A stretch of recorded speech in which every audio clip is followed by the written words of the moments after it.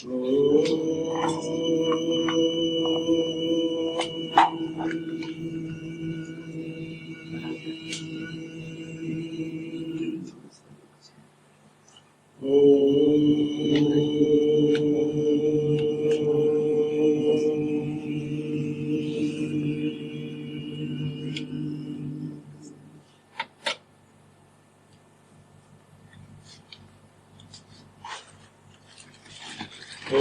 विश्वानदेव सवितर्दुरितानिपरास्व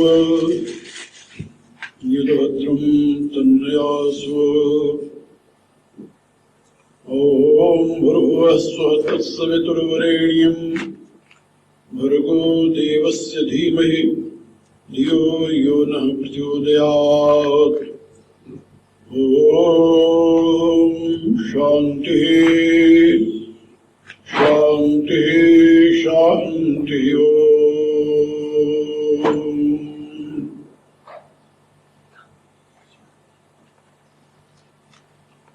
परावर रूप में उपस्थित मेरी प्रिय आत्मा, करुणानिधान भगवान की करुणा आप सभी के लिए सदैव कल्याणप्रद हो, यह मेरी आंतरिक शुभकामना।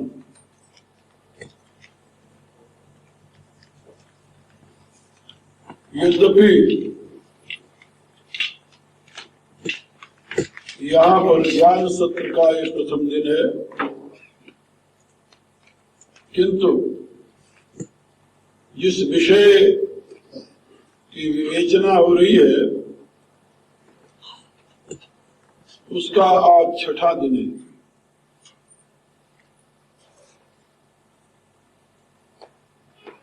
हमारे यहाँ शाश्वत सनातन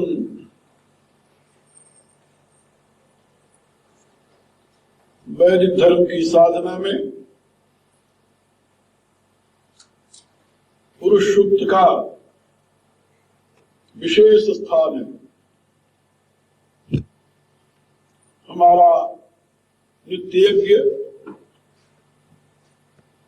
हमारा सर्वमेध यज्ञ, हमारी पूजा तब तक पूर्ण नहीं मानी जाती जब तक कि इस पुरुष सूक्त का गान चिंतन न किया जाए। यजुर्वेद के 30वें अध्याय में सर्वमेध यज्ञ की व्यवस्था है और 31वां अध्याय पुरुष सूक्त है। उसके पश्चात सर्वमेध यज्ञ में यज्ञ का जो स्वरूप संपन्न किया जाता है उसी का दार्शनिक विश्लेषण, उसी का तात्विक चिंतन व्यक्ति, राष्ट्र और विराट के रूप में उसी की अभिव्यक्ति और उससे परे भी उस परम पुरुष की सत्ता का अवबोधन इस पुरुष सूक्त के द्वारा ही प्राप्त होता है। इसलिए पुरुष सूक्त की बहुत ही महिमा है वैदिक साहित्य, और उससे भी अधिक भागवत धर्म, जिसे वैष्णव धर्म भी कहते हैं, उसका मूल स्रोत, मूल आधार ही पुरुष सूक्त है। इसी पुरुष सूक्त की बृहद व्याख्या भगवान व्यासदेव ने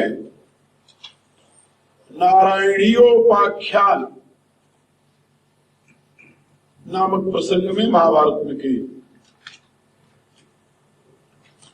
और इसका मूल संदेश, सिद्धांत यह है कि सृष्टि में जो कुछ वैभिन्न दिखाई दे रहा है, सृष्टि में जो अनेकता दिखाई दे रही है, यह अनेकता सत्य नहीं है। इस अनेकता में जो भाषित होने वाला, दिखने वाला मूल तत्व है, वह एक है और वही परम सत्य है। इसलिए मनुष्य अपनी क्रियाकलाप से नहीं, मनुष्य अपनी भेदात्मक भावनाओं से नहीं, मनुष्य अपने प्रयत्न द्वारा नहीं, अपितु उस परम सत्ता का यथार्थ ज्ञान प्राप्त करके ही परम शांति और नित्यानंद का भाजन बन सकता है।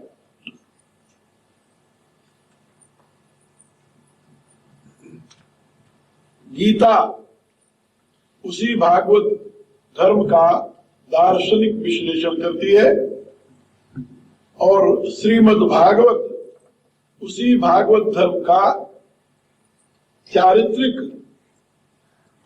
और दार्शनिक दोनों प्रकार से विश्लेषण करता है। इसलिए यह पुरुष सूक्त बहुत ही महत्वपूर्ण स्थान रखता है हमारे धार्मिक विचारधारा में, धार्मिक विश्लेषण में। उसी पुरुष सूक्त की व्याख्या मैंने 5 दिनों तक की है। इन 3 दिनों में वो पूरा सूक्त पूरा हो जाएगा ऐसा तो मैं कह नहीं सकता। 5 दिनों में 2 मंत्रों की व्याख्या हो पाई है और वो भी संक्षेप से। और इन 3 दिनों में हम कितने मंत्रों की व्याख्या करेंगे भगवान जानते हैं, हमें पता नहीं। लेकिन एक बात आप लोग याद रखें, वेद का तो एक शब्द भी यदि हृदयंगम हो जाए तब भी मनुष्य कृतार्थ हो सकता है। मंत्रों की व्याख्या तो बहुत बड़ी चीज है। और आप लोग जानते हैं हमारा मूल सिद्धांत ब्रह्मर्षियों की विचारधारा को जगत में प्रतिष्ठित करना है, जिसको हमने नाम दिया है ब्रह्मर्षि मिशन। मिशन माने होता है उद्देश्य। मिशन इंग्लिश शब्द है, उसको संस्कृत में कहते हैं उद्देश्य। तो ब्रह्मर्षि मिशन का अर्थ होता है ब्रह्मर्षियों का उद्देश्य। और ब्रह्मर्षि कहते हैं वेद के दृष्टा को, ज्ञान के दृष्टा को। तो वेद के दृष्टा जो ऋषि हुए हैं उनके जीवन का परम लक्ष्य, परम उद्देश्य क्या रहा है, ये पहले आप लोग समझ लें, फिर आप ये समझेंगे कि हमारी इसमें भूमिका क्या हो सकती है। सरल शब्दों में मैं कह सकता हूं कि उन ब्रह्मवेत्ता ऋषियों ने विश्व को एक महान उद्देश्य के साथ देखा, प्रयोजन से युक्त देखा, और उसके लिए उन्होंने एक दृढ़ संकल्प लिया। उसका संदेश हमें ऋग्वेद के एक मंत्र से प्राप्त होता है। उस मंत्र में 3 चरण है। वह मंत्र गायत्री छंद में है। उस मंत्र का पहला चरण है इंद्रम वर्धन्ते अप्तुर। ये पहला चरण।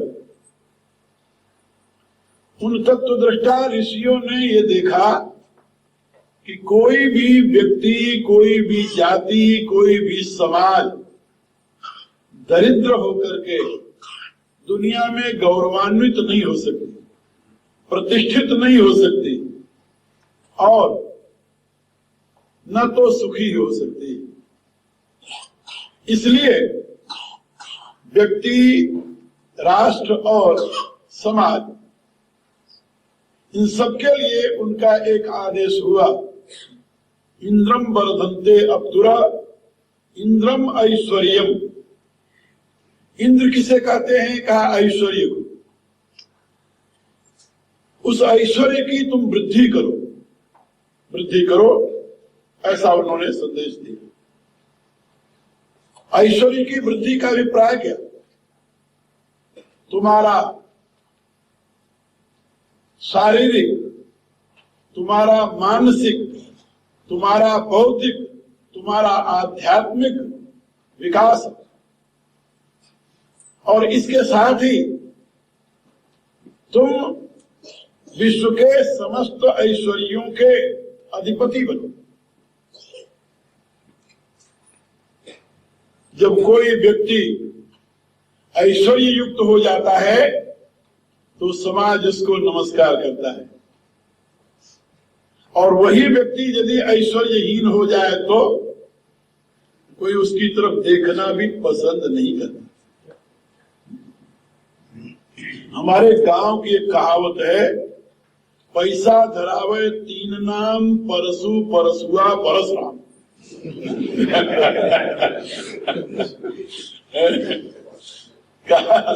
कहा पहले तो वो जब दरिद्र था तो लोग उसको आवाज देते हैं परसु भैया, तो परसु था।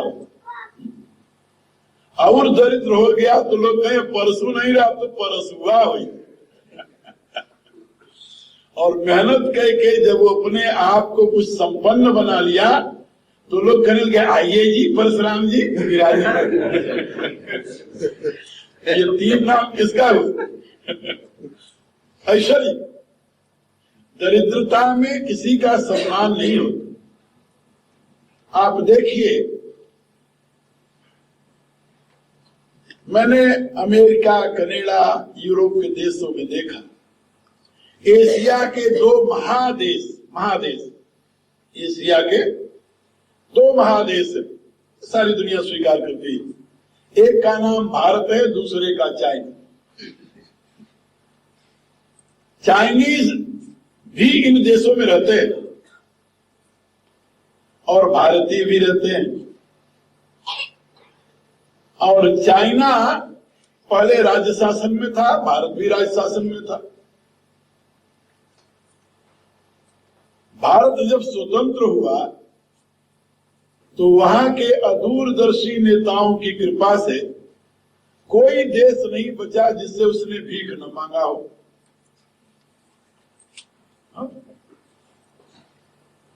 और चाइना जब स्वतंत्र हुआ तो कोई ऐसा देश नहीं है जिससे उसने भीख मांगा। उसका परिणाम जानते हो क्या हुआ? उसका परिणाम ये हुआ कि आज कहीं भी चाइनी रहते हैं, वहां के लोग उनको इज्जत के साथ देखते हैं, इज्जत के साथ देखते हैं, उनका अपना गौरवपूर्ण स्थान है। और जहां भारतीय रहते हैं तो अपन तो गिरमिटिया कहे जाएगा।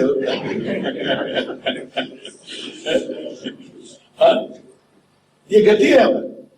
क्यों ऐसी स्थिति है? वही हमारे देखते देखते 18 वर्ष हो रहा मुझे विदेशों में काम करते, हमारे देखते देखते जैसे जैसे भारत उठकर खड़ा होता जा रहा है वैसे वैसे आप लोगों की दृष्टि बदलती जा रही है।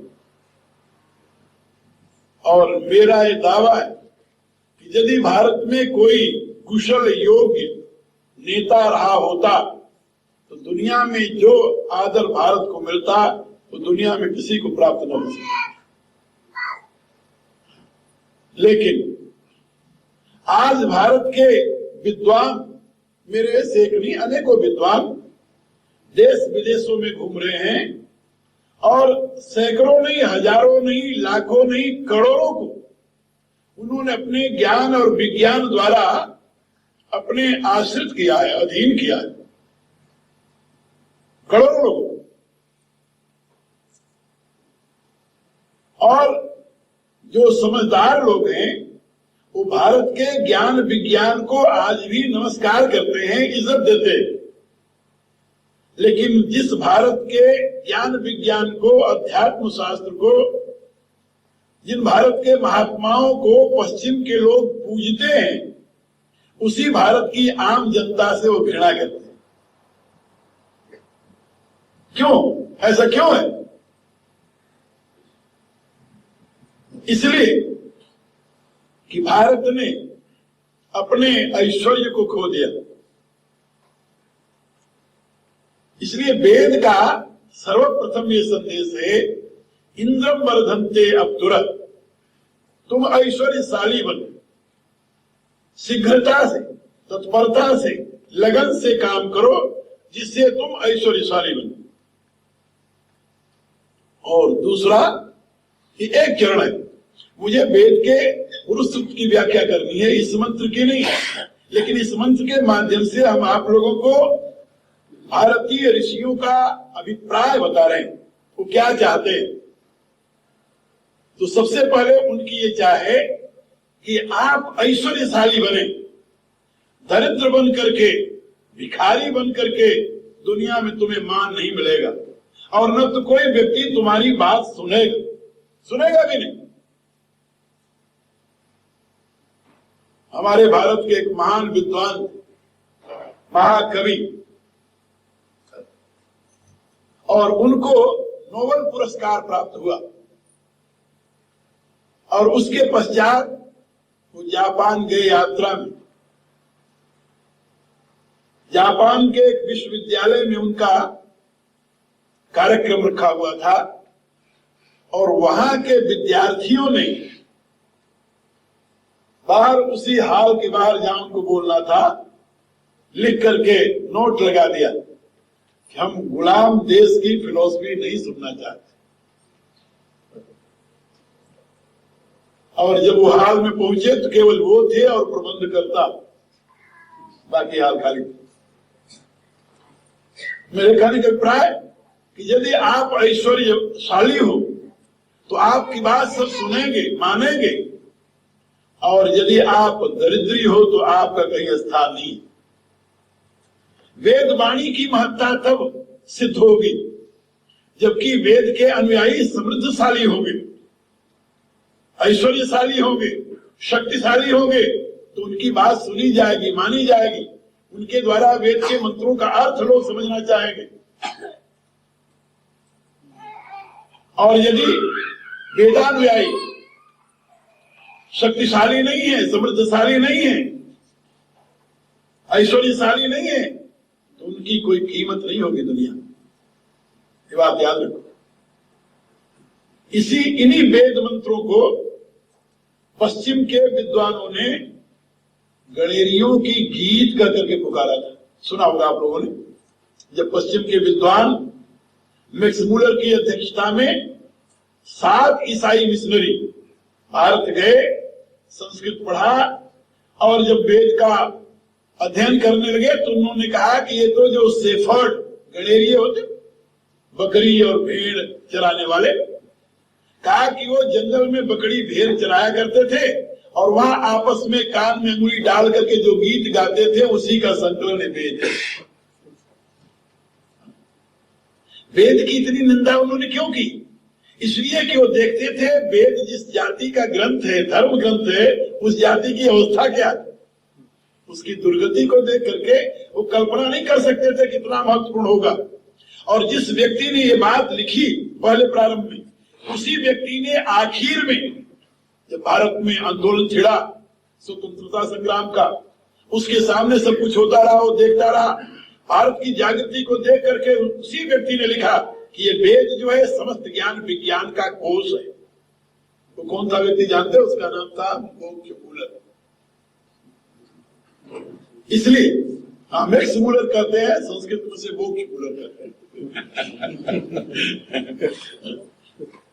तो मैं आपको ये बता रहा था कि वेद का कथन है, पहले तुम समृद्धशाली बनो, ऐश्वर्यशाली बनो, शक्तिशाली बनो। इंद्रम वर्धन्ते अतुर, ये इंद्र शब्द जो है शक्ति का भी अवबोधक है और ऐश्वर्य का भी अवबोधक है। जो सबसे महान शक्तिशाली है उसको इंद्र कहा जाता है, और जो सबसे महान ऐश्वर्यशाली है उसको इंद्र कहा जाता है। इसलिए इंद्रम वर्धन्ते अतुर। और इसके बाद का क्या है चरण?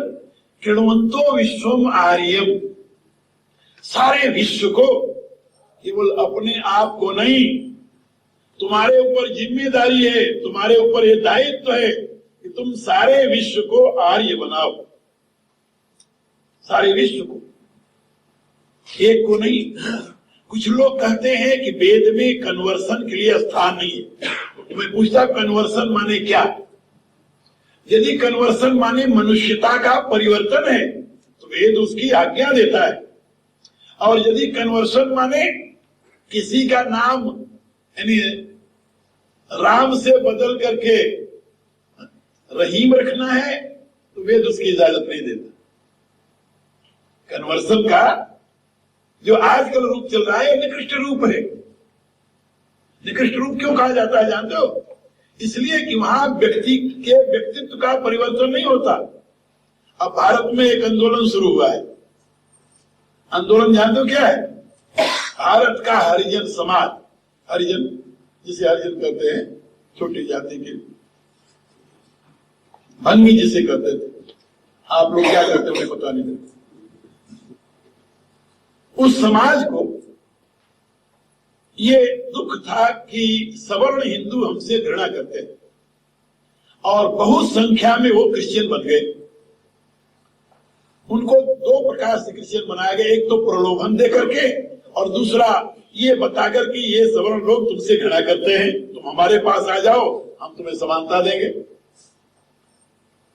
अब वो क्रिश्चियन बन गए। अब क्रिश्चियन बनने के पश्चात क्या किया? उनके लिए उनके मोहल्ले में अलग से गिरजाघर बना दिया। जिस गिरजाघर में, जिस चर्च में बाकी लोग जाते हैं उसमें उनका जाना मना है, उसमें नहीं जा सकते।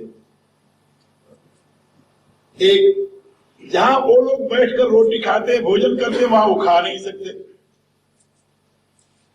दो, और अपनी जाति से बाहर वो किसी दूसरे के साथ विवाह शादी नहीं कर सकते। ये तीन कारण तो जब तो बने रहे। चौथा ये हुआ कि जो हरिजन होने के नाते भारत में सुविधा मिलती थी उनको, भारत सरकार ने एक अलग से कानून बनाया है कि यहाँ पर जो दलित वर्ग है उसको हम सुविधा देंगे जिससे ऊपर उठे। उनके बच्चों की फ्री पढ़ाई, उनके लिए हर एक प्रकार की सुविधा। दूसरा बच्चा यदि 40% ले तब पास होता है, 35% ले। उनका बच्चा यदि 25% अंक ले लिया तब भी पास हो जाएगा। दूसरे को इंजीनियरिंग में दाखिला लेना है तो 90% चाहिए, 80% चाहिए, और उनके बच्चे ने 35% ले लिया तो इंजीनियर बन जाएगा वो। दूसरे को 90-80% लेकर के डॉक्टरी में प्रवेश मिलता है।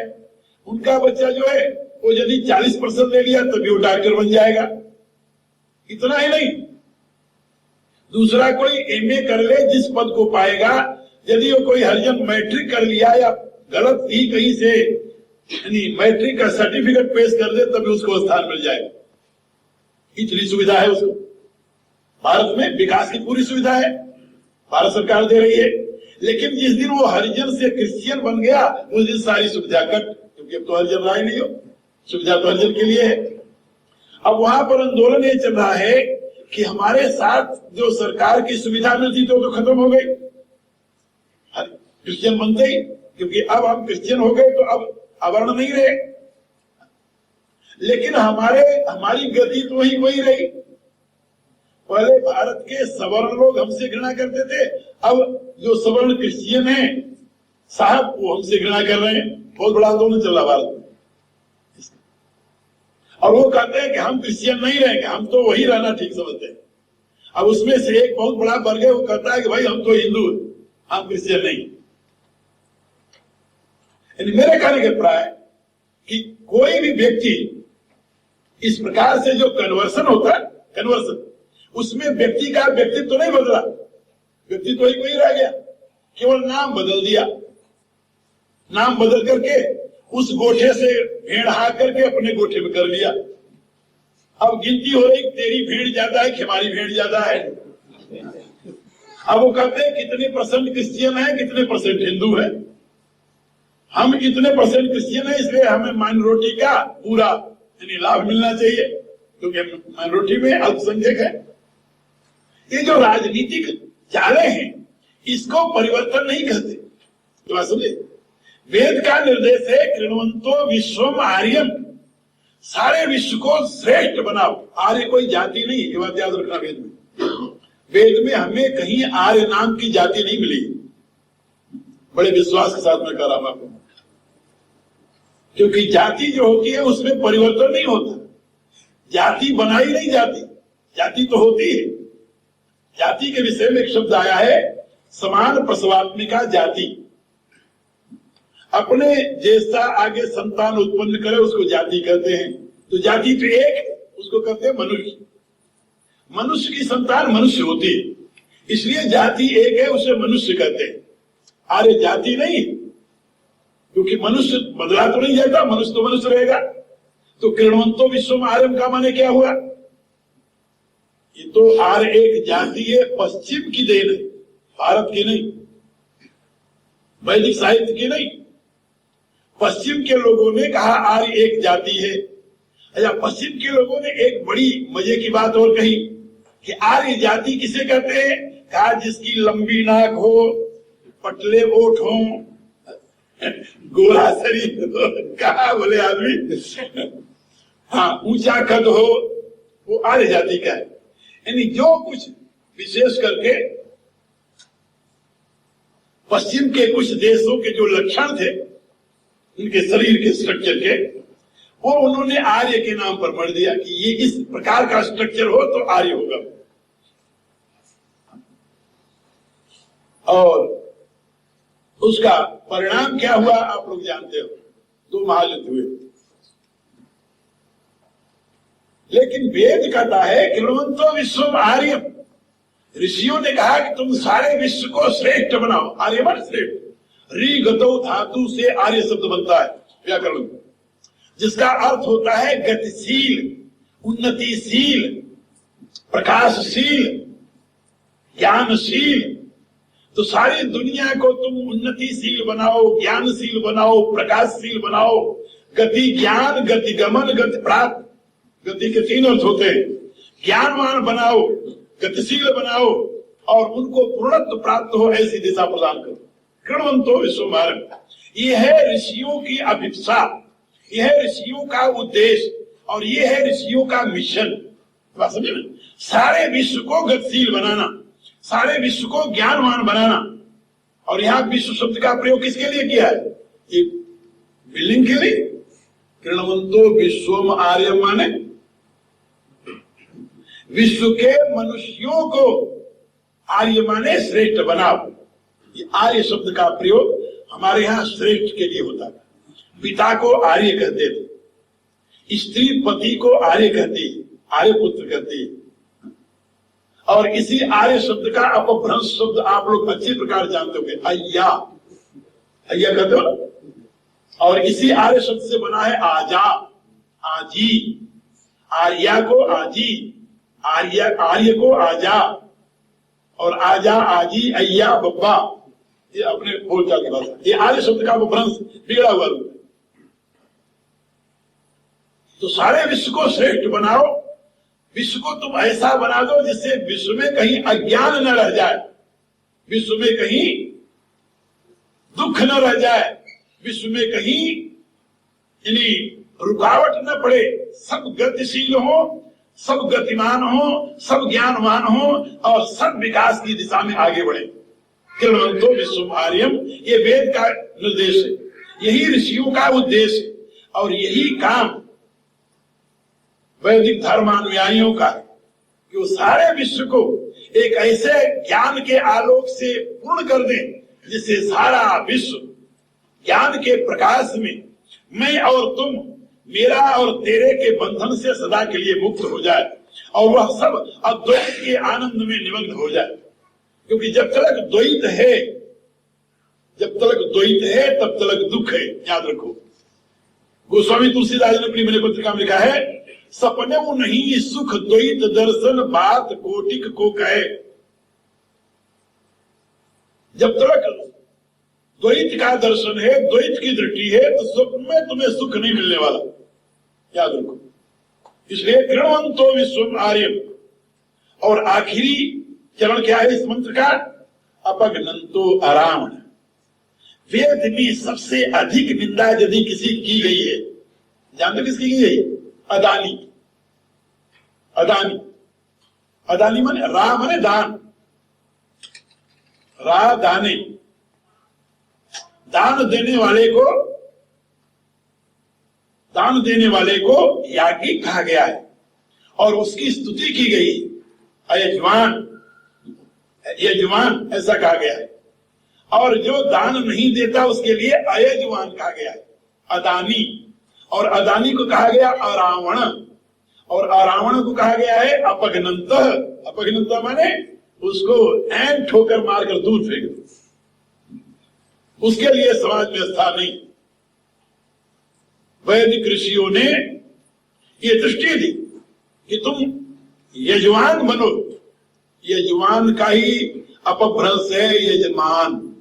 यजमान का विकल्प हो गया जजमान, जजमान से बन गई जजमानी। और जानते वेद का शब्द कैसे बिगड़ करके आता है। ये मैं आप लोगों को बता रहा था कि ये जो यजमान की बात कही गई, दानी की बात कही गई, जो अदानी है, अदानी माने जो संग्रही है, संग्रही। दुनिया को उन्नति की दिशा में कौन नहीं जाने देता, कौन बाधक बनता है, जानते हो? संग्रही। ऐश्वर्य का संग्रह कर लो, देश गरीब हो जाएगा। ज्ञान का संग्रह कर लो, समाज गरीब हो जाएगा। जिस दिन भारत में हमारे यहाँ एक महापुरुष ने घोषणा की कि भारत के दुर्भाग्य का उदय कब हुआ, जन्म कब हुआ, तो उस महापुरुष ने लिखा है कि जिस दिन भारत के विद्वानों ने ये निश्चय किया कि ये ज्ञान जो है हमारी बपौती है, इस पर केवल हमारा अधिकार है। जिस समय वो समाज के बहुत बड़े भाग को ज्ञान से वंचित कर दिया, उसने लिखा है कि जिस दिन इस सूत्र की रचना हुई कि स्त्री और शूद्र ज्ञान के अधिकारी नहीं है, उसी दिन भारत के दुर्भाग्य का जन्म हो गया। और उसका परिणाम क्या हुआ? परिणाम यह हुआ कि समाज का आधा से अधिक भाग स्त्री समाज होता है। और वही भूमि है। यदि भूमि उर्वरा नहीं है, ताकतवर नहीं है, तो उसमें से जो उत्पन्न होगा वो ताकतवर कैसे हो सकता है? यदि मां ज्ञानी नहीं है, वीर नहीं है, साहसी नहीं है, तो क्या समझे वो सम्राट भरत को जन्म देगी? नहीं नहीं, ऐसा नहीं हो सकता। इसलिए जिस समाज ने शरीर का आधा वर्ग ही काट करके अलग कर दिया, मैं आपको क्या बताऊं, बड़े बड़े यानी समझदार अज्ञानी हुए या पठित मूर्ख कहिए हुए, जिन्होंने इतना भी नहीं सोचा कि हमारा यदि मूल समाज का आधार ही अयोग्य और अज्ञानी हो जाएगा तो समाज का विकास कैसे होगा? पता नहीं कहां से, कब से, कैसे इस प्रकार की भावनाओं को उन्होंने जन्म दे दिया जिससे पूरे देश का, समाज का, जाति का सर्वनाश हो गया। जिसके परिणाम में हम 1000 वर्षों तक यातनाएं सहते रहे। और इसका सूत्रपात कहां से हुआ अभी तक मैं पता लगाने में असमर्थ रहा हूं। इतिहास बहुत बड़ा, मैं बहुत बड़ा, लेकिन इतना हमने जरूर देखा है कि बुद्ध काल में भारत के विनाश का बीज बोया गया, वैदिक विज्ञान का ह्रास हुआ बुद्ध काल। और महात्मा बुद्ध ने जब उनके सामने उनकी मां परिप्रज्ञा ग्रहण करने के लिए आई, मां असली जिसने जन्म दिया था वो तो मर चुकी थी, तो जन्म देते ही मर गई थी, लेकिन जिसने उनको पाला था उसने निश्चय किया कि जब पुत्र राज्य छोड़ करके परिव्राजक बन गया तो मैं इस राजमहल में रहकर क्या करूंगी। वो भी परिप्रज्ञा ग्रहण करने के लिए आ गई। उनका शिष्य जो आनंद था जाकर के निवेदन किया कि भगवान, जो मां है वो चाहती है परिप्रज्ञा ग्रहण करना। उन्होंने कहा कि नहीं, ऐसा नहीं हो। कहा कि भगवान, आपके अभाव में उनका जीवन वीरान हो चुका है और अब दूसरा कोई अवलंबन नहीं है और वो जीवित नहीं रह सकते। भगवान बुद्ध ने कहा कि तुम ज्यादा करते हो, तुम्हें इजाजत तो दूंगा, लेकिन एक शर्त के साथ। एक नहीं, वहां पर कई शर्तें बुद्ध ने कही। उसमें से एक शर्त जो पूरे समाज को डुबोने वाली थी, जो बुद्ध धर्म को भारत से समूल नष्ट करने वाली थी, वो पहली शर्त थी। उन्होंने कहा कि जो नारी परिप्रज्ञा ग्रहण करेगी वो 100 वर्ष की परिप्रज्ञा ग्रहण करने, परिव्राजिका होने पर भी जो आज नया नया पुरुष परिव्राजक बनेगा उसके चरणों में वो प्रणाम करेगी। क्या समझे? और उसके अधीन रहेगी। उसका अर्थ क्या हुआ? अर्थ ये हुआ कि बुद्ध के मृत्यु के पश्चात, बुद्ध के सामने अनर्थ शुरू हो गया था। बुद्ध की मृत्यु के पश्चात ये स्त्रियां परिव्राज्या ग्रहण कर ली, परिव्राजिका बन गई, लेकिन वो सब अपने जो पुरुष होते थे उनके अधीन रहती थी। एक नया सन्यासी जो आज बन गया वो अभी उनके लिए पूज्य हो जाता था, उसको भी प्रणाम करती थी और हाथ जोड़ती थी। और परिणाम क्या हुआ? धीरे धीरे कि उन स्त्रियों का शोषण हुआ और उस शोषण का परिणाम हुआ बुद्ध धर्म का सर्वथा नाश। उससे पहले वैदिक धर्म में ऐसा नहीं था। वैदिक धर्म में स्त्रियों की परिव्राज्या की व्यवस्था थी, तभी तो उनकी मां उसके लिए तैयार होकर आई, नहीं तो कैसे आती। और वहां पर स्त्रियों के लिए एक आदर का स्थान था और सबसे बड़ा स्थान यह था कि जो नारी है वह चाहे कल की बच्ची हो तब भी पुरुष के लिए वंदनीय हो। और बुद्ध धर्म में बिल्कुल उसका उल्टा काम शुरू कर दिया गया। नारी पुरुष के लिए वंदनीय है, ये वैदिक धर्म का संदेश था। क्योंकि वेद में सर्वप्रथम मातृदेवो भव, तब पितृदेवो भव, तब आचार्य देवो भव, तब अतिथि देवो भव, एक क्रम था। माता सर्वप्रथम पूज्य, ये वैदिक धर्म की सीख थी। और बुद्ध ने उसको बिल्कुल शीर्षासन करा दिया। शीर्षासन जानते हो? उलट, हाँ उलट। और उस उलट का परिणाम जो कुछ हुआ वो हुआ। बाद में उसी का प्रवाह चलता रहा और वो प्रवाह देश को डुबो दिया।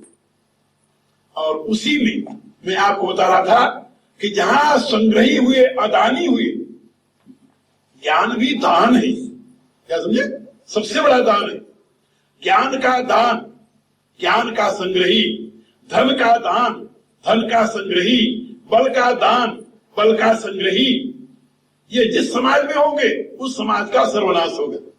वैदिक ऋषियों ने इस सत्य को समझा था और उन्होंने घोषणा की थी, अपघ्नन्तो अरावण, जो अदानी है, संग्रही है, लोभी है, उसको खत्म कर दो। अपघ्नन्तो का दो अर्थ होता है, एक तो उसको खत्म कर दो, अपघ्नन्तो न धातु है जिसका अर्थ होता है खत्म कर देना, और दूसरा अर्थ होता है उसे समूल उठाकर बाहर फेंक दो, त्याग कर दो उसका। समाज से उसे निष्कासित कर दो। ये वैदिक ऋषियों का संदेश था।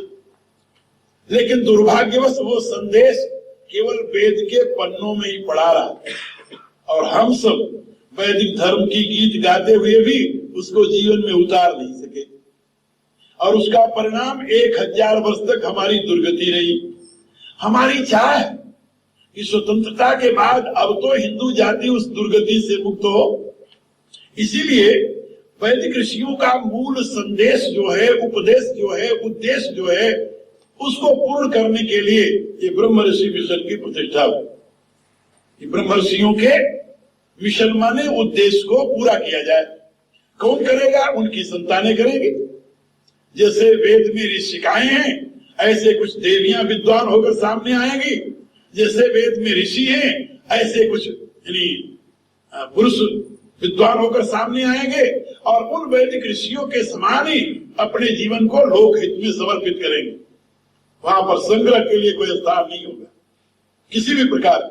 न तो ज्ञान को अपने तक सीमित रखेंगे, दबा कर रखेंगे, न तो धन को अपने तक सीमित रखेंगे, दबा कर रखेंगे, न तो शक्ति को अपने तक सीमित रखेंगे, दबा कर रखेंगे। इन तीनों का समाज के लिए दान, तभी ये समाज सही माने में दिव्य समाज बनेगा, तभी यह ऐश्वर्य युक्त और आर्य कहलाने के काबिल बनेगा। तो मैं आप लोगों को केवल बता रहा था कि ये जो दृष्टिकोण है वैदिक ऋषियों का, उस दृष्टिकोण को अपने जीवन में तब आप उतार सकते हैं जब इस पुरुष सूक्त के अभिप्राय को समझें। तो वेद की व्याख्या, वेद के संदेश के साथ जो मैं कहने जा रहा हूं उसको सुनिए। पुरुष सूक्त का जो मुख्य संदेश है कि ये सारा विश्व तत्वतः अद्वैत है, यहाँ द्वैत नहीं है, यहाँ भेद नहीं है, यहाँ पर विभाजन नहीं है, यहाँ डाइवर्सिटी नहीं है, अनेकता नहीं है। ये जो अनेकता तुम्हें दिखाई दे रही है, ये तुम्हारी अज्ञानता का ही परिणाम है। तत्वतः एक है, अद्वैत है, और उस एक अद्वैत को पुरुष कहते हैं। पुरुष, वेद ने उसे पुरुष कहा है। पुरुष शब्द का अर्थ होता है पुरुषेत पुरुष, जो इस सारे दृश्य में निवास करता है। दृश्य तो भिन्न भिन्न है, लेकिन दृश्य में निवास करने वाला, दृश्य का धारक तत्व भिन्न नहीं है, वह एक है, इसलिए उसको पुरुष कहा गया है। वेद कहता है पुरुष एवेदग्गुम सर्वम यद्भूतम यज्ञ भावम उतामृतत्वस्य सानो यदन्ने नातिरोहति। कल भी मैंने इस मंत्र की व्याख्या की थी। पुरुष एव इदम सर्वम यद्भूतम यज्ञ भाव्यम, जो पहले था, जो है, जो आगे होगा, वह सर्व रूप में एक पुरुष है। और यहां पर एक बात और याद रखो, इदम सर्वम। इदम सर्वम माने इदम, इदम के ऊपर मैं जोर क्यों दे रहा हूं जानते हो? हमारे यहां एक संप्रदाय है जो कहता है कि इदम मिथ्या, यह इदम जो है, ये भ्रम है, मिथ्या है। लेकिन वेद क्या कहता है? पुरुष एव इदम सर्वम, ये मिथ्या नहीं, ये तो पुरुष है। इदम जो है, इदम माने ये सृष्टि, संसार विश्व। ये संसार विश्व जो तुम्हारे सामने दिखाई दे रहा है, ये सब वो परमात्मा स्वरूप है। वैष्णव विचारधारा अथवा भागवत धर्म का सिद्धांत क्या है कि जो कुछ ये तुम्हारे सामने दृश्य है, ये भगवत स्वरूप है। तुलसीदास जी ने इसी मंत्र का अनुवाद किया अपने रामायण में। विश्वरूप रघुवंशमणि करौ वचन विश्वास, लोक कल्पना वेद कर अंग अंग प्रतिजास। ये विश्वास कीजिए कि विश्वरूप जो है रघुनाथ जी का रूप है, ये रघुवंशमणि है। अगजग भूप रूप सीतावत। और इसी सिद्धांत का आगे आएगा सासनास न सुने अभी अगले मंत्र में, और उसी को करें अगजग भूप रूप सीतावत। ये जो कुछ तुम्हें दृश्य दिखाई दे रहा है इदम रूप में, ये सब तुम्हारे राम है। सी राम मैं सब जग जानी, करऊं प्रणाम जोरी जुग पानी। सब सीताराम के सिवा और कुछ नहीं है। सीता माने प्रकृति, राम माने पुरुष, सीता माने देह, राम माने देही। सीता माने इदम और राम माने यद भूतम यज्ञ भावम पुरुष एवं, इदम जो कुछ है सब सीता है और उसको धारण करने वाला जो है वो राम है। इसलिए सीताराम के सिवा और कुछ नहीं है। ये गोस्वामी जी का कथन है, यही वेद का संदेश है। इसी वेद के भाव को उन्होंने रामायण की चौपाइयों में व्यक्त किया है। अब आगे चलिए। पुरुष एव इदम सर्वम यद भूतम यज्ञ भाव्यम उत अमृतत्व ईशान, वह अमृतत्व का ईशान है, स्वामी है। यानी इदम जो दिखाई दे रहा है यह यथार्थ अमृत नहीं है, अमृत स्वरूप है। ये मृत की तो भ्रांति है तुम्हें, है अमृत स्वरूप। समुद्र में उठने वाले बुलबुले, समुद्र में उठने वाली लहरें, ये उठती है और उसमें समाती हैं, लेकिन तत्वतः लहरें क्या हैं? जब तुम चिंतन करोगे तो तुम्हें जल के सिवा और कुछ नहीं मिलेगा। जल के सिवा, अविनाशी समुद्र के सिवा कुछ नहीं मिलेगा। इसी रूप से अनंत ब्रह्मांड जो प्रकट हो रहा है ये उस परमेश्वर के सिवा और कुछ नहीं।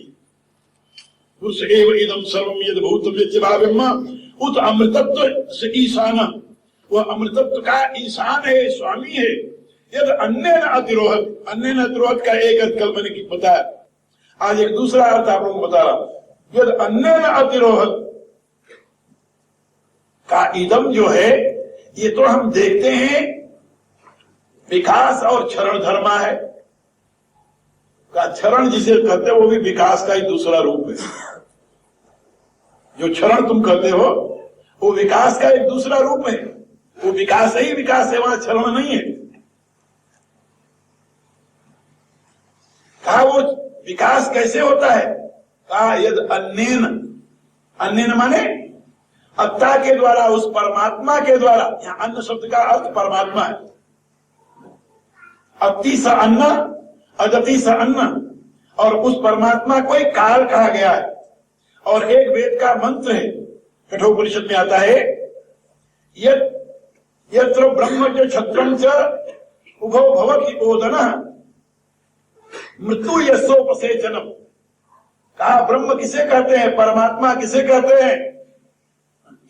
कहा दुनिया का ज्ञान और बल जिसके लिए चावल है। या ब्रह्म माने ज्ञान, क्षत्र माने बल। ज्ञान और बल ये दोनों जिसके लिए ओदन, ओदन माने भात, भात तो जानते हो, हाँ भात को जानते हो आप लोग। तो जिसका भात है, तो भात वो अकेले खाली सूखा खा जाता है, पेट करता नहीं। मृत्यु यस्योपसेचनम, मृत्यु रूपी चटनी के साथ खाता हूं। सेचन चटनी, उपसेचन माने चटनी। मृत्यु यस्य उपसेचनम, मृत्यु रूपी चटनी के साथ ही ये ब्रह्म और क्षत्र रूपी भात को खा जाता है। इसलिए उसको अत्ता कहते हैं। यानी कहने का अभिप्राय कि सारे चराचर विश्व का वही भक्षक है, वही भोक्ता है। रामायण में तुलसीदास ने कहा है काल कर्म स्वभाव गुण भक्षक, ये सबका वो, यानी सबको निगल जाने वाला है, वह किसी को छोड़ता नहीं। इसलिए वह अन्न है, और उस अन्न के द्वारा, अन्न माने खाने वाला, और उस अन्न के द्वारा ही ये सारा विश्व विकास को प्राप्त हो रहा है। यदि अन्येन अतिरोहति, अतिरोहति माने अतिवर्धते, विकास को प्राप्त होना। यदि परमात्मा न हो तो क्या ये विकास होगा क्या? जरा अपने देख लो, अपन जब पैदा हुए होंगे, पैदा हुए थे, होंगे क्या होता है? जब पैदा हुए थे तो कितने इंच के थे अपन? मेरे को तो पता नहीं, आप लोग को याद हो बताओ। फुट के रहे होंगे कि नहीं पता नहीं, लेकिन आखिर वो जो 1 फुट का उस समय बच्चा पैदा हुआ, वो वृद्धि को कैसे प्राप्त हो गया? किसके प्रकाश में प्राप्त हो गया? इतना बड़ा 6 फुट वाला कैसे बन गया? किसके प्रकाश में बना भाई? आत्मा की। यदि आत्मा का प्रकाश इसमें न होता तो ये बढ़ता? क्या राय? असंभव था। तो ये अतिरोहति अतिवर्धते, वृद्धि को प्राप्त कैसे होगा? ये शरीर की वृद्धि हुई, बल की वृद्धि हुई और ज्ञान की वृद्धि हुई। ज्ञान की वृद्धि, हाँ, पहले अ आ ई याद करने में पता नहीं कितने दिन लग गए होंगे, और याद होने लगा तो वेद का वेद याद होने लगा। भाई ये ज्ञान की वृद्धि कहां से हुई? किसके प्रकाश में हुई? उसी चेतन। यदि वो पुरुष न हो क्या ज्ञान की वृद्धि हो सकती है? वह पुरुष न हो क्या बल की वृद्धि हो सकती है? वह पुरुष न हो क्या शरीर की वृद्धि हो सकती है? क्या नहीं हो सकती? क्या यदन्नेन अतिरोध। ये सारा विकास जो है उसके प्रकाश में। इस रहस्य को यदि तुम जान जाओ कि विश्व में जो विकास है वो परमात्मा के प्रकाश से ही हो रहा है, क्या तुम्हें अपनेपन का अभिमान होगा? अपने में कर्तापन का अभिमान होगा? क्या राय? इस शरीर में तुम हो तो तुम अपने राजी से हो क्या राय है? अरे उसने रखा है तो तुम हो, और जिस दिन वो नहीं चाहेगा उस दिन तुमसे पूछने नहीं आए क्यों वही क्या राय है? पूछेगा क्या? बिल्कुल नहीं पूछेगा। कुछ शायर बैठे हुए थे, शायरी करने वाले कवि, उर्दू में कवि को शायर कहते हैं और हिंदी में शायर को कवि कहते हैं। तो शायर बैठे हुए थे, एक शायर ने एक शायरी का अर्ध भाग कहा, से पूछा गया कि कहिए जी। मियाँ कहते हैं स्वामी को, ये जी मियाँ जी, स्वामी आप बताइए, आप अपनी बात कहिए। वो कहता है उमरे रमा पर हम सब सवार बैठे। उमर जानते हो? आयु।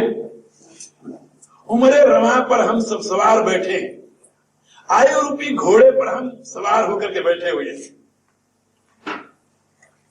लोगों ने तालियां बजाई, वाह बहुत अच्छी बात कही, बहुत अच्छी बात कही। एक मेरे ऐसा पागल था, उठकर खड़ा हो गया अरे उसने कहा पगले सवार खा गए, बेअख्तियार बैठे हैं। सवार खा गए, बेअख्तियार बैठे हैं। घोड़े पर सवार तो होता है जब चाहे तब उतरे, जब चाहे तब चढ़े, उसे सवार कहते हैं। क्या तुम जाओ जब तक चाहो तब तक इस उम्र रवा पर बैठे रह सकते हो? बोले ना। फिर तुम्हारे अख्तियार में है कुछ? कहा नहीं। तुम्हारे बस में कुछ है? कहा कुछ नहीं है। कहा फिर सवार खा गए, बेअख्तियार बैठे, बिना अख्तियार के, बिना किसी अधिकार के। जब तक वो बैठा है तब तक बैठे हैं, जिस दिन उतार देगा उस दिन उतर जाएंगे, अपने बस का नहीं। इसलिए वेद कहता है यदन्नेन अतिरोहति, जिसके प्रकाश में ये सारा विश्व विकास को प्राप्त हो रहा है। वह कौन है? वह पुरुष है, परमात्मा है। ये इस सत्य को तुम याद कर लो। जब यह सत्य तुम्हारे याद रहेगा तुम कभी अहम नहीं करोगे, अभिमान नहीं करोगे। उत अमृतत्व से ईशान, वह परमात्मा अमृतत्व का ईशान है। अमृतत्व माने जीवन, वह जीवन का स्वामी है। ईशान माने ईशान ईश्वर, स्वामी, वह जीवन का स्वामी है। और जीवन के स्वामी के प्रकाश में ही तुम्हारा ये विकास हो रहा है, वृद्धि को प्राप्त हो रहे हो। उता अमृतत्व से सानो यदन्नेन अतिरोहति। कहा कि ये बात समझ में आ गई, जो कुछ है सब उसके प्रकाश में हो रहा है, वही सर्व रूप में है, वही अन्न है, वही अन्नाद है, और उसी की हमें उपासना करनी चाहिए। ऋषि कहता ठहर, कहीं इस भ्रांति में नहीं रह जाना। ये भ्रांति है, बोला ये भ्रांति है। ये भ्रांति नहीं है कि जो कुछ है वही है, ये भ्रांति नहीं है। फिर भ्रांति क्या है? भ्रांति ये है कि जो कुछ है इतना ही वह है। क्या समझे? जो कुछ इदम है इतना ही वह है, ये भ्रांति है। एतावानस्य महिमा, एतावान अस्य महिमा, ये जो तुम्हारे लिए मैंने बताया कि ये सारा विश्व विराट जो है वह पुरुष है, ये तो पुरुष नहीं। क्या तो फिर एतावान अस्य महिमा, ये तो उसकी महिमा है। महिमा क्या होता है? का महिमा माने ऐश्वर्य, महिमा माने प्रकाश, महिमा माने विभूति, और वह पुरुष कहा जायांश पुरुष, वो तो इससे बिल्कुल परे है। भगवान कहते हैं गीता के 7वें अध्याय में, अर्जुन मेरी विभूति तो तू देख, मेरा ऐश्वर्य देख, समस्त विश्व के रूप में प्रकट होते हुए भी मैं विश्व से परे हूं। यानी जो दृश्य दिखाई दे रहा है ये परमात्मा स्वरूप होते हुए भी इतना ही परमात्मा नहीं है। अब जरा एतावानस्य महिमा की व्याख्या सुन ले वेद में। जो एतावान है वो क्या है, का इसको देखो, आप जहां बैठे हैं ये पृथ्वी है। पृथ्वी, आप लोगों ने गायत्री मंत्र के साथ 2 प्रकार की व्याहृतियां सुनी होगी। एक भूर भुव स्व, 3 व्याहृति, और एक 7 व्याहृति, भूर भुव स्व महाजना तप सत्य। समझे? इसका अभिप्राय क्या है जानते हो कभी? नहीं जान, नहीं, कौन बतावेगा? हाँ चलो अब जान लो। सबसे पहले है भू। भू माने भू सत्ताया, सत्य। फिर वह है भुआ। भुआ क्या है? प्रकाशनी, चित्त। और फिर है स्व। स्व स्वरूपे आनंदम, आनंद। तो जहां पर केवल 3 व्याहृति प्रयोग होती है, भू भुव स्व, वहां तो है सत चित आनंद। क्या समझे? सत्ता, ज्ञान और सुख, ये 3 चीज। लेकिन जहां पर 7 व्याहृति प्रयोग होती है, भुव स्व भू भुव स्व मा जना तपा सत्यम, वो क्या है? वहां पर कुछ और है। वो और क्या है वो भी सुन लो। ये भू जो है ये हमारा जो भवती, जो प्रकट हुआ है दृश्य जगत जो है, जिसको आप देखते हो, जिसको आप पृथ्वी कहते हो, ये भू है। पृथ्वी का आकर्षण क्षेत्र जहां तक है उसको कहते हैं भूमंडल। समझे? भूमंडल में बहुत बड़ा, ये केवल इतनी बड़ी पृथ्वी, ये ग्लोब ही नहीं आता, ना ना, बहुत विस्तार है इसका। इसको कहते हैं भूमंडल, और सब भू है। और वहां से, जहां से पृथ्वी की आकर्षण सीमा समाप्त हो जाती है, आगे आकर्षण से परे जो है उसको कहते हैं भूव। ये जितने उपग्रह हैं सब किसमें है? भूव में। और फिर आगे आता है स्व, जो द्यू है, प्रकाश का पुंज है, सूर्य है, जहां से सूर्य के आकर्षण की सीमा प्रारंभ होती है। जहां से पृथ्वी के आकर्षण की सीमा का अंत है वहां तक भू है। जहां से सूर्य के आकर्षण की सीमा प्रारंभ होती है वो स्व है। और भू और स्व के बीच का जो है, जहां न पृथ्वी का आकर्षण है न सूर्य का आकर्षण है, उसको कहते हैं अंतरिक्ष। उसको क्या कहते हैं? भुआ। तो भू, भुआ और स्व। अब भू भुआ में कौन है? जहां पृथ्वी का आकर्षण नहीं है, सूर्य का भी आकर्षण नहीं है, अंतरिक्ष में जो कुछ है, ये जितने उपग्रह है ना, इस पृथ्वी का उपग्रह कौन सा है? ये चंद्रमा जो दिखाई देता है, चंद्रमा देखते हो, ये उसमें हुआ। और आगे द्यू है सूर्य। अब सूर्य से परे जहां तक सूर्य का आकर्षण क्षेत्र है वहां तक है स्व।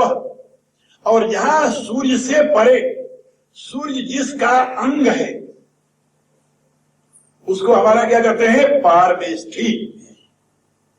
सूर्य से परे जो है वो पारमेष्ठी है। और पारमेष्ठी को क्या कहा गया है? जनः। तो जहां से सूर्य की सीमा खत्म होती है और आगे अंतरिक्ष आता है उसको कहते हैं महा। और जहां से पारमेष्ठी की सीमा प्रारंभ होती है तो सूर्य और पारमेष्ठी के मध्य का स्थान कहा जाता है मह। वो अंतरिक्ष जो है उसको मह कहते हैं। वो मह जो है वो सोमलोक है। वही सोमलोक सूर्य का आधार बनता है, सूर्य का ईंधन बनता है, सूर्य के अस्तित्व का आधार बनता है। तैतरीय उपनिषद इसकी व्याख्या है विशेष करके, वो महा है। तो भूर भुव स्वः और मह, मह स्पेस है, अंतरिक्ष है, और मह के आगे फिर है जन, जन माने पारमेष्टि। ये पारमेष्टि जो है ये जन है, और वहीं से जीवन का प्रारंभ होता है। और ये जो सूर्य है ये पारमेष्टि का एक अंश है। जैसे पृथ्वी सूर्य का अंश है, ऐसे सूर्य पारमेष्टि का अंश है। ये बात समझे? और पारमेष्टि से परे जो अंतरिक्ष है उसको कहते हैं तपह, वो तपह है। और उस तपह का जो मूल स्रोत है, उस तपह से जो परे है उसको कहते हैं सत्यम। बात समझे? सत्यम, सत्यम को क्या कहते हैं? स्वयंभू। तो वेद में इसके लिए आया स्वयंभू, पारमेष्टि, द्युः और भू। ये चार मुख्य लोक बने। कौन कौन से? सत्यम, स्वयंभू, वह पुरुष है, वह शीर्ष स्थान है विराट का, और स्वयंभू से पारमेष्टि। लेकिन स्वयंभू और पारमेष्टि के बीच में तपा है। स्वयंभू सत्यम है, पारमेष्टि जन है, उसके बीच में तपा है, क्योंकि उस तपा का परिणाम वह पारमेष्टि है। तपा पारमेष्टि का खाद्य पदार्थ है, ऐसे आप समझ लें। और मह जो है ये द्यू का खाद्य पदार्थ है, आधार है। और ये जो यानी भू है, ये भू जो है ये भू का खाद्य पदार्थ है, उसका आधार है। ये सारे चार भेद होते हैं। लेकिन इस भू में जैसे हमारा ये चंद्रमा है, ऐसे ही अनंत चंद्रमा है। कितने चंद्रमा हैं इनकी गिनती नहीं है। ये सूर्य से परे जो भू में क्या बोलते हैं, महा में अनेकों चंद्रमा हैं, और उससे परे पारमेष्टि के आगे जो तपा है उसमें अनेकों चंद्रमा हैं। और ये अनेकों चंद्रमाओं से युक्त ये तीन अंतरिक्ष बनते हैं। एक सत्यम और जना के बीच का मह, एक जना पारमेष्टि और द्यू के बीच का जो है तपा है, और एक मह है। तो तपा, मह और भुव, ये तीन तो बनते हैं अंतरिक्ष। क्या समझे? तपा, मह और भुव, ये तीन हुए अंतरिक्ष। और सत्यम, जना, द्यू, स्वः और भू, ये चार बन गए आपके अलग अलग लोक। और इनसे पूर्ण जो सप्त व्याहृतियों का आधार बना, यानी भू से लेकर के सत्यम तक, जरा कल्पना कीजिए, इतना ब्रह्मांड नहीं है। ये तो एक ब्रह्मांड की बात हुई, एक ब्रह्मांड। और वेद में इसको क्या कहते हैं? वालसा। क्या कहते हैं? वालसा। वालसा माने शाखा। विराट वृक्ष की एक शाखा है, टहनी है। टहनी जानते हो ना? हाँ, टहनी। और ऐसे अनेकों टहनियों से युक्त एक विराट वृक्ष है, विराट वृक्ष। यानी ये सत्यम जिसकी एक शाखा है, ऐसे शाखा से युक्त अनेकों शाखाओं का एक विराट वृक्ष है। कहा एक विराट वृक्ष ही है क्या हो? बोले नहीं, तद्वनम नामा। वेद कहता है वो वृक्ष नहीं, वो तो वन है। वन माने जहां अनंत वृक्ष हो, जहां पर वृक्षों की गणना न की जाए उसको वन कहते हैं। वेद कहता है तद्वनम नामा, तत् जो ब्रह्म है उसका नाम है वन, उसका नाम वृक्ष नहीं है। और उस वन में अनेकों वृक्ष हैं, और उन वृक्षों की अनेकों शाखाएं हैं।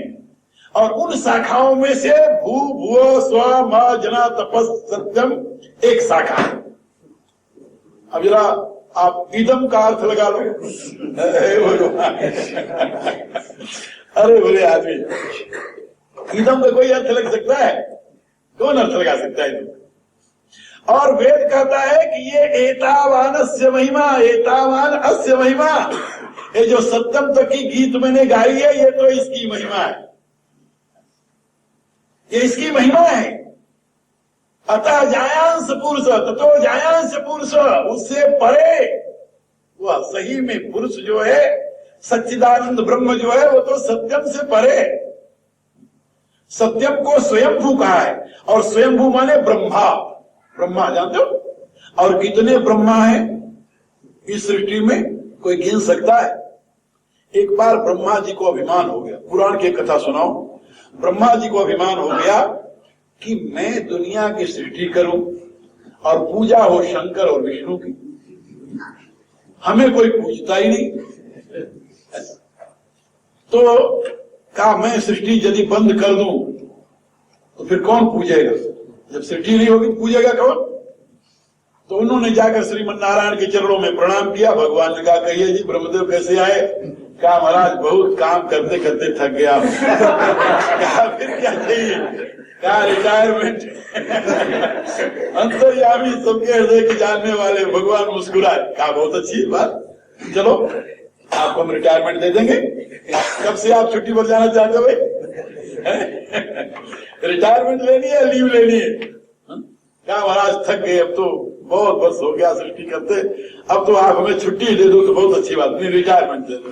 कहा बहुत अच्छी बात, जब आप कहोगे उस समय रिटायरमेंट हो जाएगी आपकी। ब्रह्मा जी आश्वासन पाकर वो सोचते थे कहेंगे कि नहीं नहीं अभी आप काम करो, अभी कोई ब्रह्मा दूसरा नहीं है, कौन काम करेगा, आ दिया। लेकिन वहां कौन पूछे, वहां तो चल दिए। भगवान ने कहा तो सोचने लगे कि ये तो हम जो सोचते तो बात हुई नहीं, अब क्या किया जाए।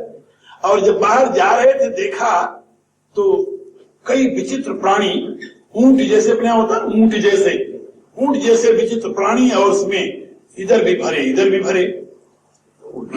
देखा ये तो विचित्र प्राणी है, इनको तो मैंने कभी रचा नहीं, और इसमें है क्या भरा हुआ? तो उन्होंने पूछा, जो आ रहा था, तो उन्होंने पूछा कि भाई तुम लोग कहां से आ रहे हो? तो उन्होंने कहा कि हम दूसरे ब्रह्मांड से आ रहे हैं। ब्रह्मांड से? बोले कहा इसमें क्या है? कहा कई ब्रह्मांडों से हम विभिन्न प्रकार के ब्रह्मा लेकर के आ रहे हैं। कहा इनको क्या करोगे? कहा कि इस ब्रह्मांड के जो ब्रह्मा है वो रिटायर होना चाहते हैं। भगवान ने कहा है तो उनके आदेश से ये अनेकों ब्रह्मा ले आ रहे हैं, तो जो भगवान को प्रिय होगा वो इस ब्रह्मा की जगह पर बैठा देंगे, बाकी हम लेकर चले जाएंगे। ब्रह्मा ने कहा है, हम तो सोचते थे कि मेरे सिवा और कोई है नहीं यहाँ तो ऊंट लगे चले जा रहे हैं। ब्रह्मा जी लौट कर गए प्रभु के चरणों में। प्रभु मुस्कुराते हुए पूछा क्या बात है? अरे कहा भगवान हमें कोई छुट्टी नहीं, हम जाए। रामायण में तुलसीदास जी ने लिखा, रामायण में तुलसीदास जी ने लिखा कि एक लोक नहीं है, लोक लोक प्रति भिन्न विधाता। भुसुंडी जी अनेक लोकों में जब घूमते हैं तो अनेकों ब्रह्मांडों में गए, और जिस ब्रह्मांड में जाते हैं वहां देखते हैं एक ब्रह्मा बैठे हुए हैं, और वो ब्रह्मा अकेले नहीं है, विष्णु, उस ब्रह्मांड के विष्णु भी अलग, उस ब्रह्मांड के शिव भी एक अलग हैं, उस ब्रह्मांड के मनु भी अलग हैं। ये सब वो देखते हैं। भिन्न भिन्न प्रति भिन्न विधाता, भिन्न विष्णु मनु शिव दिशता, अलग अलग ब्रह्मांडों के दिक्पाल भी अलग अलग है। और देख रहे प्रति ब्रह्मांड राम अवतारा, देखो बाल विनोद अपारा। और एक ब्रह्मांड में एक से ही ब्रह्मा है? बोले नहीं, एक से ब्रह्मा नहीं है, सब प्रपंचतः आनई आना। हर एक ब्रह्मांड का प्रपंच अलग प्रकार का है। कहीं 4 मुख वाले ब्रह्मा है, कहीं 8 मुख वाले ब्रह्मा है, कहीं 16 मुख वाले ब्रह्मा है। बड़ी विचित्र सृष्टि है। हाँ, लेकिन तुलसीदास जी लिखते हैं, भुसुंडी जी कहते हैं कि मैं हर एक भुवन में घूमा, सब सृष्टि तो हमें विचित्र दिखाई दी, लेकिन रामन देखे आन, लेकिन हर एक ब्रह्मांड में राम वही मिले। ब्रह्म तो वही है, ब्रह्म तो कहीं अलग होगा नहीं, ब्रह्मा अनेक हो सकते हैं, ब्रह्म तो एक है।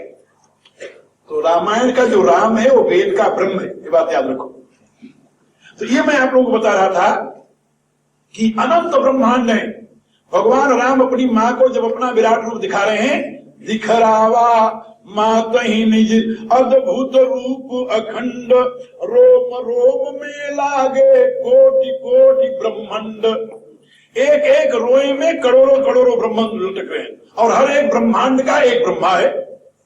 पार्वती जी नहीं, सती जी, सती को जब मोह होता है, वो जब राम की परीक्षा लेकर के लौटती हैं, जब उनको होश आती है कि मैंने गलती की, तो जाना राम सती दुख पावा, निज प्रभाव कछु प्रगट जनावा।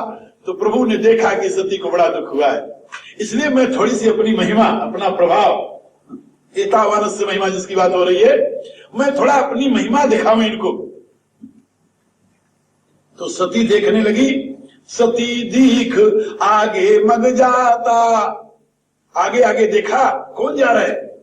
का सोई रघुबर सोई लक्ष्मण सीता। वही राम, वही लक्ष्मण, वही सीता आगे आगे जा रहे हैं। सोचने लगे ये क्या, देख रहे। फिर चितवा पाछे प्रभु देखा, सहित बंधु सिय सुंदर वेखा।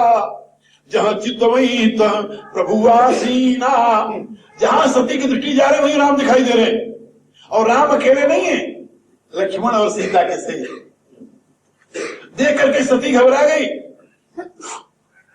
ये देखा, सती विधात्री इंदिरा, देखी अमित अनूप। जही जही वेश आजाद शिव, तेही तेही तनु अनुरूप।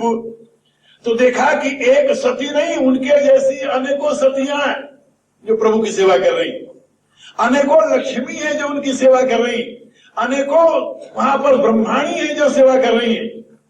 क्योंकि उपजई जासु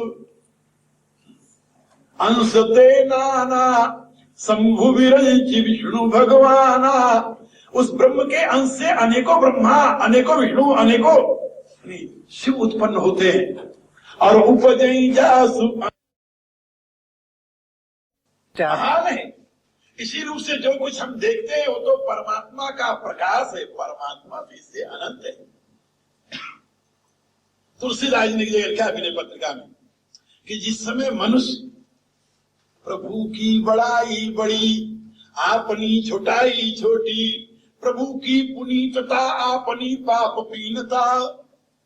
जब मनुष्य प्रभु की महत्ता को और अपनी लघुता को समझने लगता है, तो अपने आप वो समर्पित हो जाता है।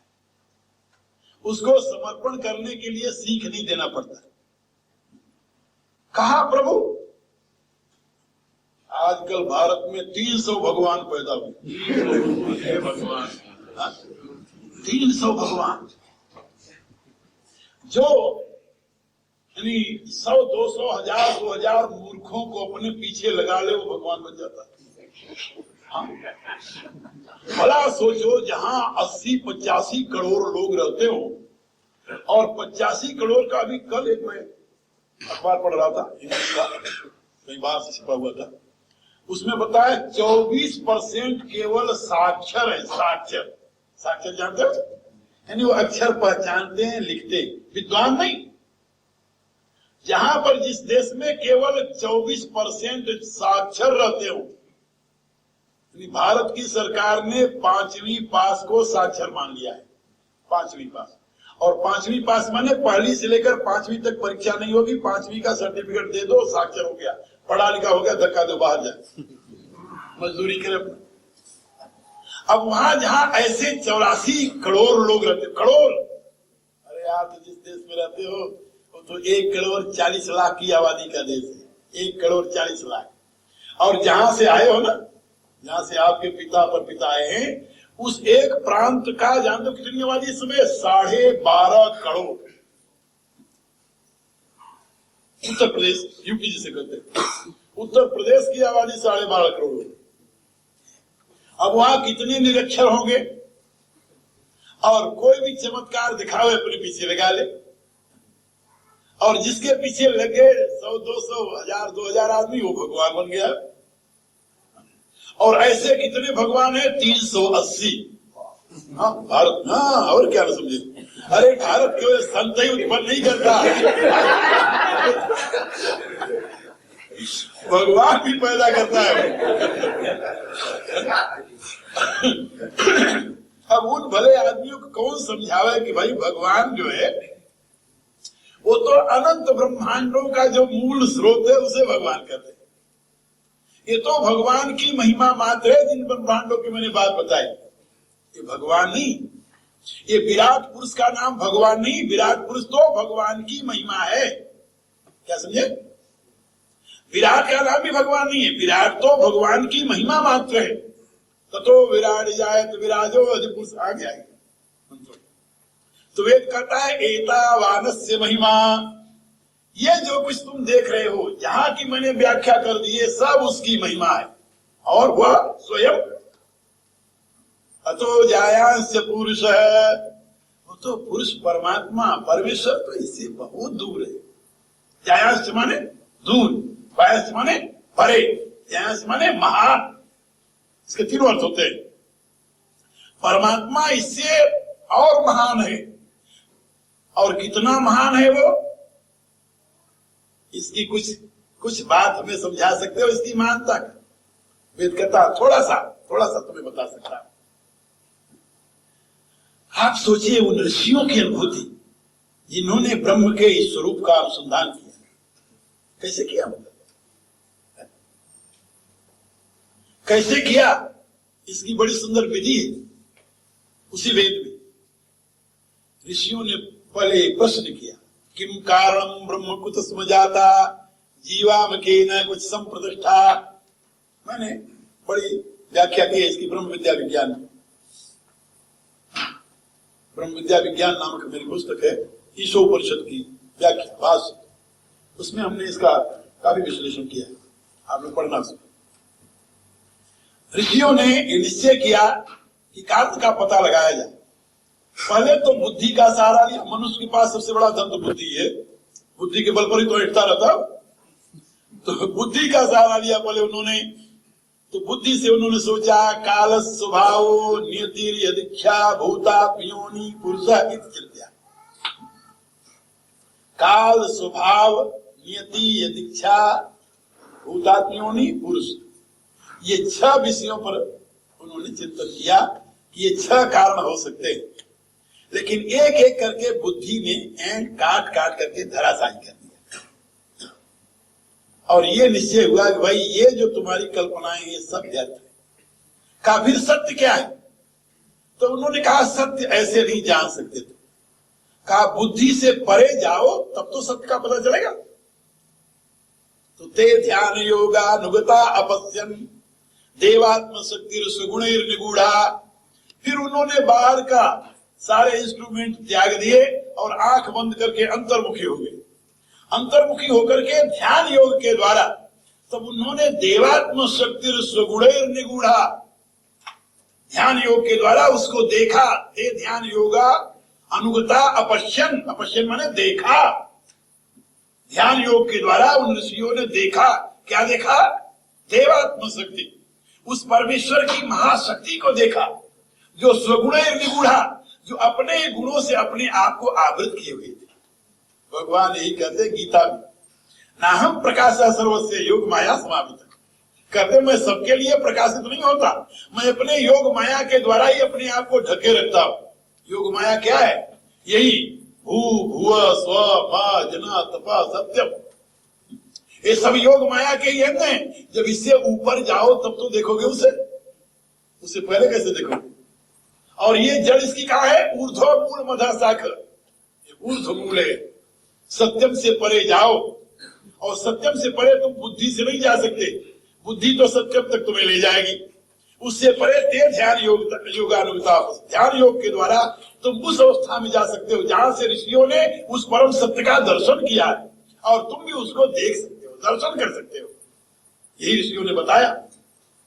इसी यजुर्वेद के पुरुष सूक्त का एक मंत्र है, आगे आएगा, वेदा हमें तम पुरुषम महांतम आदित्य वरण तम सह पर। ऋषि कहता है मैंने देखा है उसे, जिस पुरुष की बात मैं कर रहा हूं उसको मैंने देखा है। वेदा हमें तम, उसको मैंने जाना है। पुरुषम महानतम तम महानतम पुरुषम अहम वेद। उस महान पुरुष को मैंने देखा है, जाना है। कैसा है वो? आदित्य वर्णम तमसः परस्ता, वो परम प्रकाशक स्वरूप है। ये प्रकाशक जो दिखाई दे रहे हैं ये प्रकाशक नहीं है, ये सबकर परम प्रकाशक जो है राम अनादिवत। इन समस्त प्रकाशकों से परे जो है, ज्योति सामप तज्ज्योति तमसा परम उच्चते, ज्ञानम ज्ञम ज्ञान गम्य मृदि सर्वस्विष्टम, का जो समस्त ज्योतियों का ज्योति है, जो समस्त प्रकाशकों का प्रकाशक है, जो समस्त आवरणों से परे है, उस परम पुरुष को मैं जानता हूं। ऋषि कहता है उस परम पुरुष की सत्ता को देखा और ऋषि ने घोषणा की, एतावानस्य महिमा अतो जायांस्य पुरुषः, ये तो उस पुरुष की महिमा है, पुरुष उससे महान है। ततो उस पुरुष से विश्वम व्यक्रातम सना सासना नसने अभी, उस पुरुष से ही ये सारा विश्व व्याप्त है। और किस रूप में व्याप्त है? कहा दो रूपों में, सासना अनसने अभी। जो सासना माने सासना, खान भोजन के सहित, और अनसनेन जो भोजन नहीं करते, जो भोजन करते हैं। ये दो प्रकार के पदार्थ सृष्टि में, और इनसे युक्त होकर के जो इन सब में व्याप्त है वह पुरुष, ये जो दिखाई दे रहा है इस महिमा से भी परे। अब ये मंत्र का जो आधा भाग है, तो विक्षुम विक्राम अभी, इसकी व्याख्या आपको कल सुनने को मिलेगी। अभी तो आप इतने समझ लो, एतावानस्य महिमा तो जायांस्य पुरुष, पादोस्य विश्वाभूतानि त्रिपादस्यामृतं दिवि, इसका आधा भाग है। पादो अस्य विश्वाभूतानि त्रिपाद अस्य अमृतं दिवि, इसके एक चरण में विश्वाभूतानि, विश्वाभूतानि माने अनंत ब्रह्मांड, जिसकी मैंने कहानी सुना दी। ये जो अनंत ब्रह्मांड है, वेद कहता है उसके एक पाद में, एक चरण, एक अंश, एक कोने में,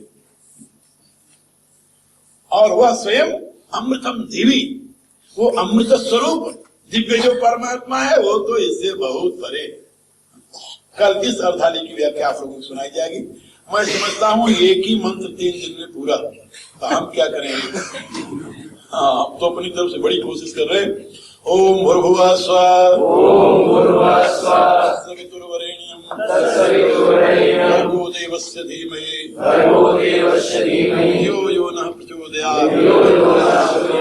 सर्वे भवन्तु सुखिनः, सर्वे सन्तु निरामयाः, सर्वे भद्राणि पश्यन्तु, मा कश्चित् दुःखभाग् भवेत्। ओम पूर्णमदः पूर्णमिदं पूर्णात् पूर्णमुदच्यते पूर्णस्य पूर्णमादाय पूर्णमेवावशिष्यते। ओम शांति शांति शांति।